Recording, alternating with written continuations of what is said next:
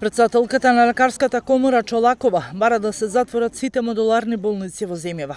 По ова нејзино барање нема донесена конкретна одлука, а директорката на Струмичката болница пак Кузманова смета дека нема потреба од затворање. Од истите биле повеќе од неопходни кога се барало легло повеќе. За сега немаме таква најава. Не сметам дека има потреба сега од тоа. Таму имаме полесни пациенти со полесна клиничка слика и пациенти за дневна болница. Немаме централен довод на кислород во модуларната болница. И во изминатиот период, кога имавме огромен број на пациенти, навистина имавме потреба да ги отвориме сите болнички кревети.